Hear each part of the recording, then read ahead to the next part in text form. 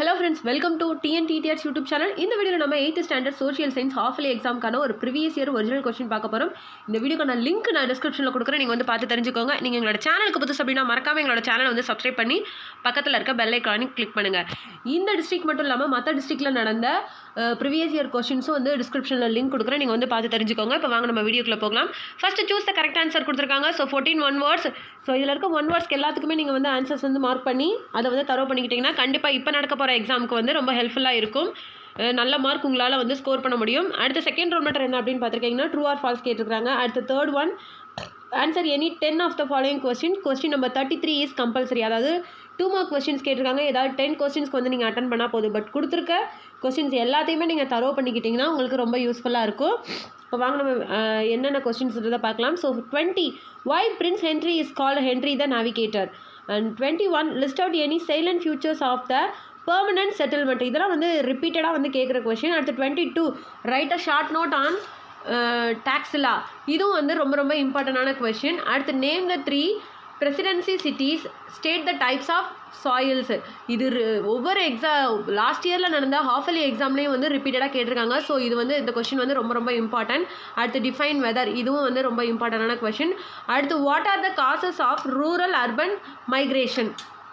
அடுத்து 27 mention any 4 economic activities of Australia. 28 what do you know about the Citizenship Act of 1955?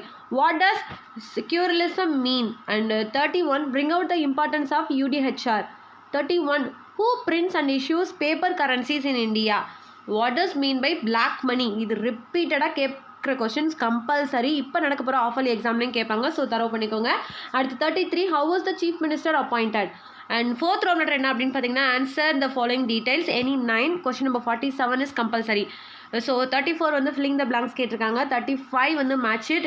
அடுத்த distinguish question வந்து கேட்டிருக்காங்க. அதாவது weather and climate, agro based and marine based இண்டஸ்ட்ரின்னு கேட்டிருக்காங்க. So இது வந்து கம்பல்சரி கேட்குற question.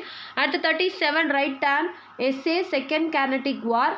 38 what were the causes for the failure of the revolt 1857.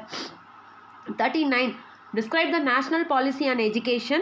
40 how was temperature measured. 41 discuss the problems of urbanization. 42 classify the industries through a flow chart. At 43 on what grounds that the citizenship of person is cancelled. 44 என்ன அப்படின்னு பார்த்தீங்கன்னா why we need secular education. 45 what are the disadvantages of border system. What are the effects or black money or economy. அடுத்து 47 வந்து world மேப்பில் வந்து place வந்து mark பண்ண சொல்லியிருக்காங்க. அடுத்து 5th ரோல் மேட்டர் என்ன அப்படின்னு பார்த்தீங்கன்னா ஆன்சர் ஆல் த கொஸ்டின்ஸ்.